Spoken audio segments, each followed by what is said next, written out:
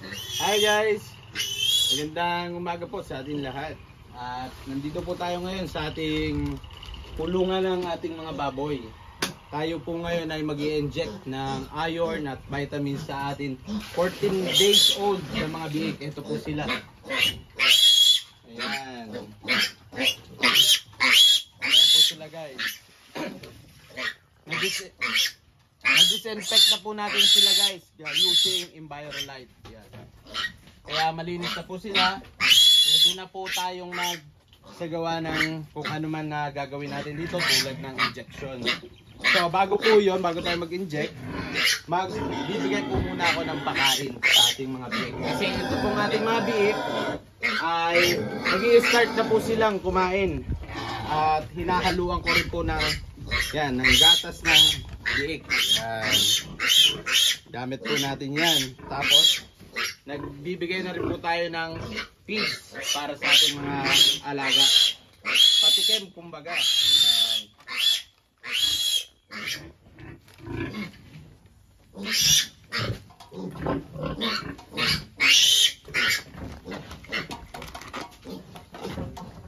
Ito po guys yung ating pamamaraan upang matuto yung ating alagang biik na kumain.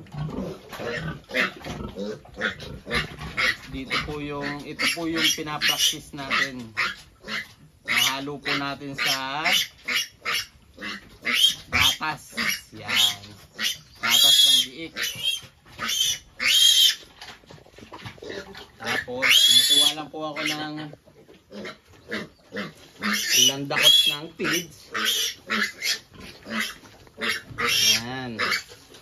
Pampadagdag lasa lang po yan. Pampadagdag lasa. Tinutunaw ko lang po siya guys sa dito sa gatas na to.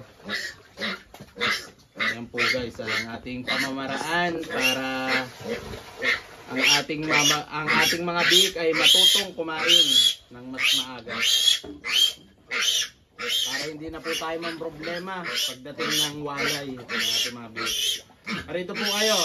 Pagpinin nyo po itong isang biik natin na napakaingay. Yan. Nanghihingi na po yan. Tingnan nyo po ang gagawin natin dyan. Tinutunaw ko lang po kasi yung gatas at medyo buo pa. Pero ito po ngayon ay pwede na.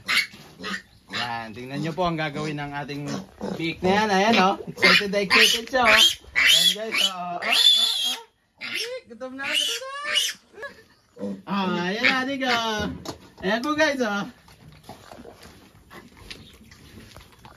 Yan.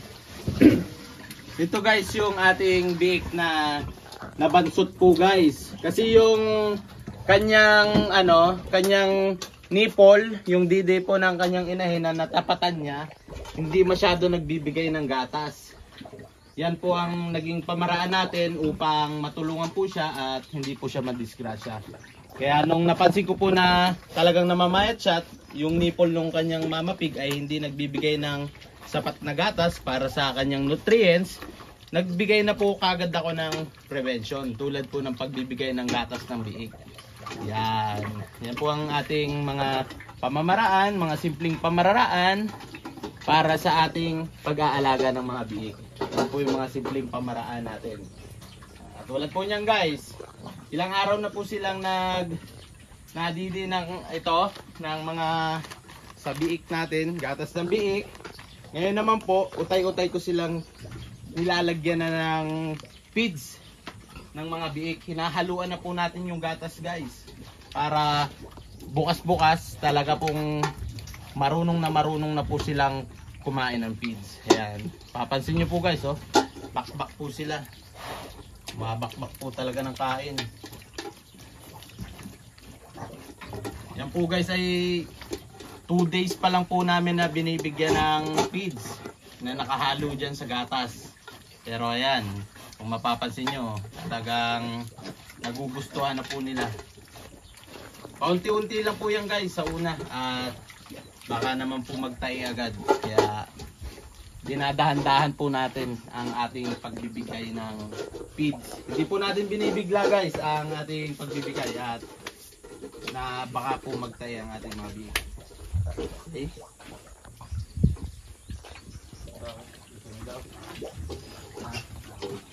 Gloves. Gloves ka ba? Hindi na.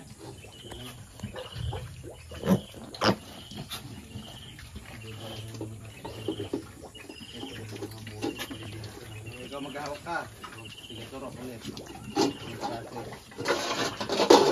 Yan po guys, at nandito naman po tayo ngayon sa ating mga hybrid na baboy galing Danbred. Ito po yung isa guys, tsaka itong pangalawa, may isa mga nagtatanong po dyan sa comment section. Ito pong ating mga baboy na to guys ay first parity pa lang. Yan. Ito po ngayon ay magwa 1 month na pregnant pa lang po itong isa natin na to. At ito naman pong isa 45 days ang tiyan. Yan. 45 days old na buntis. Yan guys. Yan, kung mapapansin nyo po ang tiyan, punta po kayo dito sa hulihan. Ayan. Ayan, ganyan po kalaki yan guys, 45 days. 45 days old ang tiyan na yan. Makikita nyo po itong ating baboy na to kung gaano kalaki. Ayan o. Pansinin nyo po guys kung gaano kalaki, kalapad ang ating baboy na hybrid. Ayan. Ito rin pong isa, ganun rin. Makikita nyo po ang tiyan. Ito po naman ay 30 days old ang tiyan. Yan, 1 month. 1 month old ang tiyan. Pero makikita nyo po ang tiyan niya. Napakalaki rin po guys. Yan. Okay, lipat ka naman dito mas.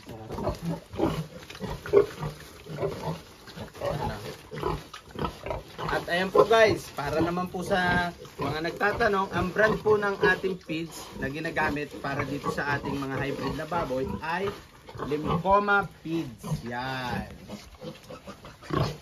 Limcoma po guys ang ginagamit natin dito sa ating mga baboy. Sa ating mga inahin po, ang ginagamit natin dito, ito pong breeder feeds ng Limcoma. At para dito naman po sa ating inahin na nagpapadede guys, ang gamit naman po natin dito ay lactating. Yan. Ayan, nagagawa na po sila sa katas ng kanilang mama pig. Yan.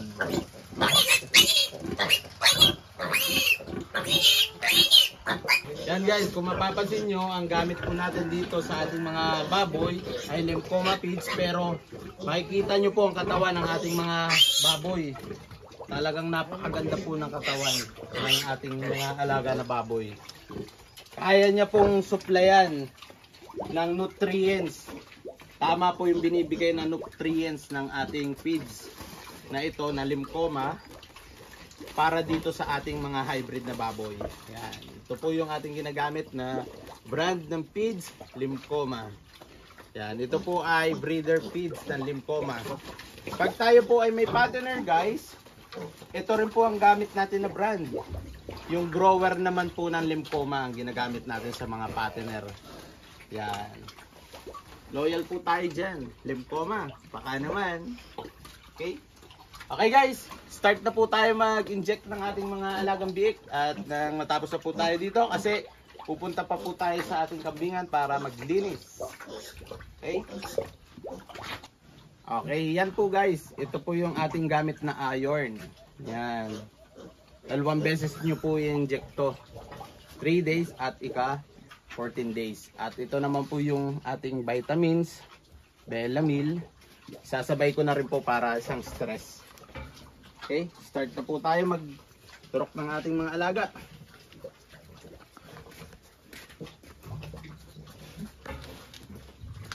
Yan, ito po yung iron. Turokan na po natin sila ng iron.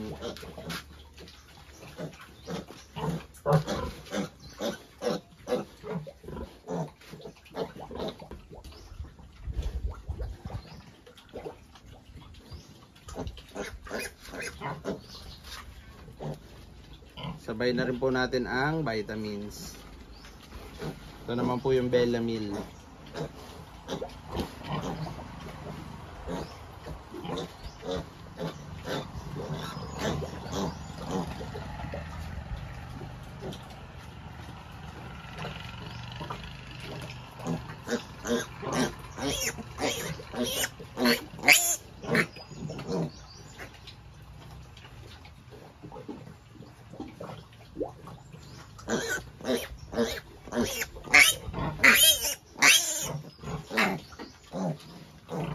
Lagyan po natin ng marking.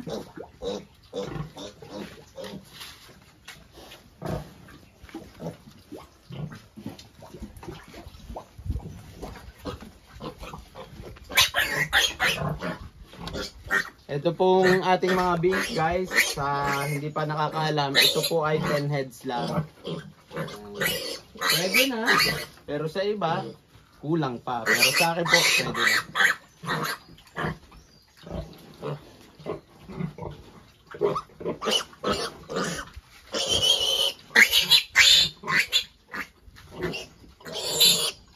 Ito po kasi guys, ating mamatig na to ay mahina po talaga magbigay ng liter size. Unang first parity po niya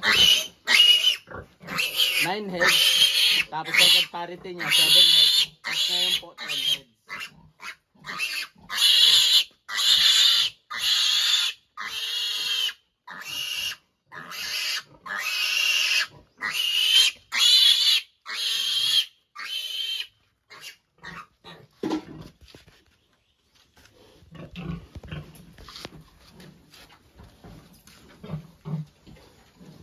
Na guys, kakadalwa na rin po tayo.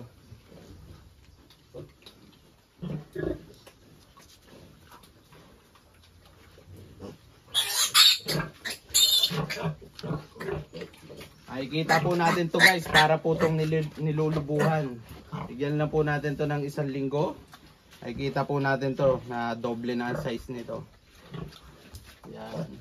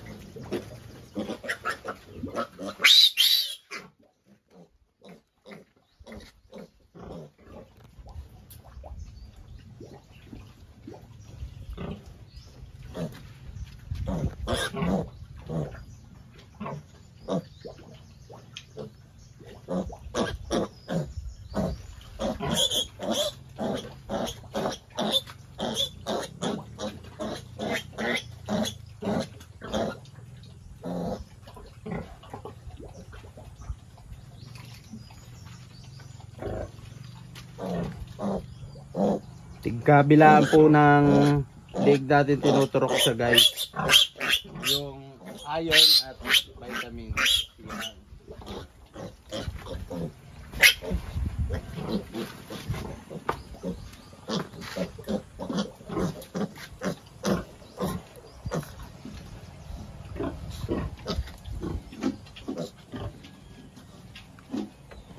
Yan guys, ganito lang po kadali guys mag process ng mga biik, mga ginagawa mo sa biik pag may mga katulong ka katulad dito na si Carlo. Yan, single po yan. Baka naman po dyan may makakaibig. Yan po ang ating bulugan dito sa ating munting babuyan. Si John Carlo. Yeah, pakilala ka naman. Baka may gusto kang batiin, Carlo. Carlo, ikaw ba yan? Yan guys. Napapadali po. Yan. Uhat tuloy natin.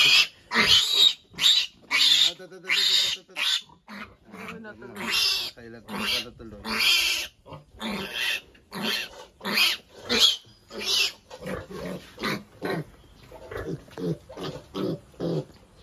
Parang ang bigat lang. Yan na. Laki eh, bilis.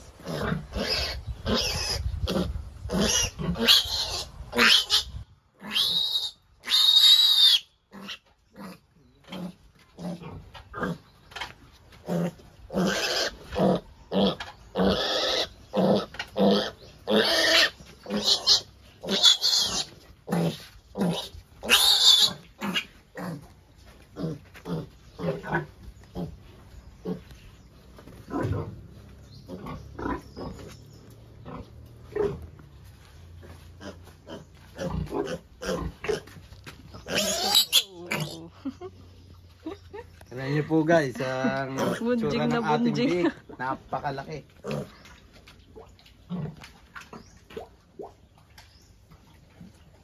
Next video po natin guys, subukan natin timbangin sila. Tingnan po natin kung ano na ang timbang nila. Yun po yung gawin natin sa kanila next video. At napakalaki na po oh.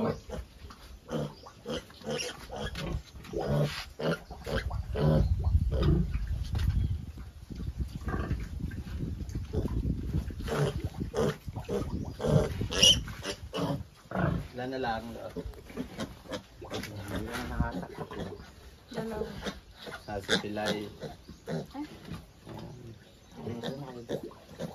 Yung isa po natin guys, yung next po natin tuturukan, may mastitis po, namamaga yung kanyang paa. Kaya yun po gagamutin natin sa susunod natin. Kasi wala pa lang po tayo ngayon na gamot para sa may mastitis. So bibili pa po tayo at gagamutin po natin yan. Pakikita ko po sa inyo mamaya kung anong lagay niya. Nang makita nyo po yung sakit na mastitis. Nang meron po kayo ng idea. Para kung sakaling makita nyo sa biik nyo, alam nyo na kung ano yung sakit na gano'n.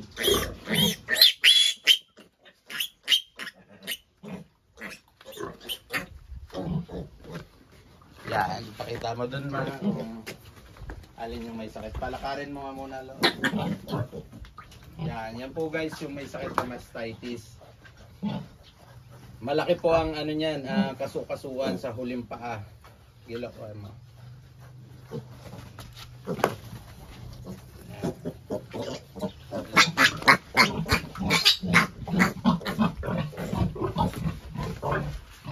Ito po guys, pansinin nyo. Ayan o. Ito pong isan na to, namamaga. Yan. Pagampaga po. Kaya papilay-pilay siya guys. Papilay-pilay po ang ating alagang beef. Gagamutin po natin yan sa ating susunod na video. Bibili lang po muna tayo ng gamot at wala tayong nakareservang gamot para dyan.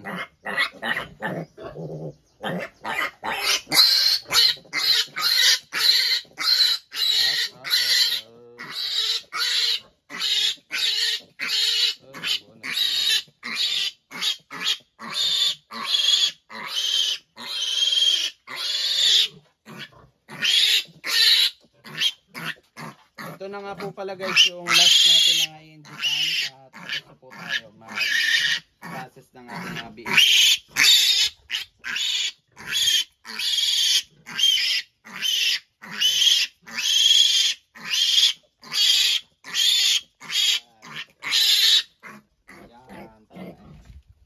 Pero muli siya pa po yung maingay.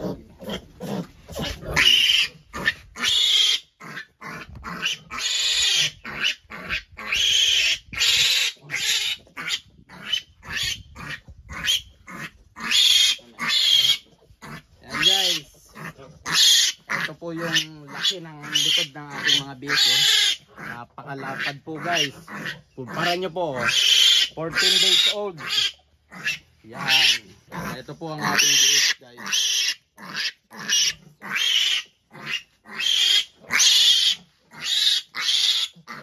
Quality. Oh, ang likod.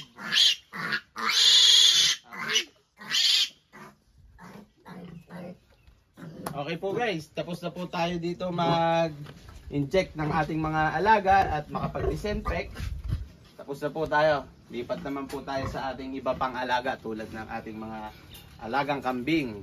Okay? Let's go. Up. Nahingi. Nahanap niya yung pakain niya. Oh.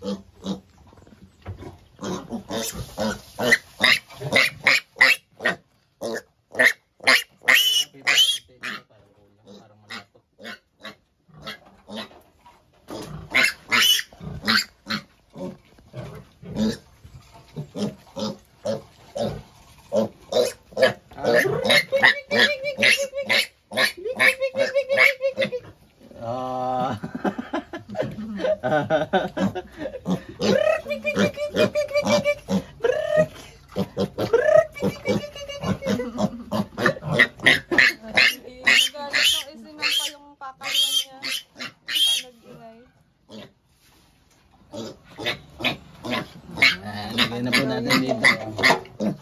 Yan. Okay, bakbak.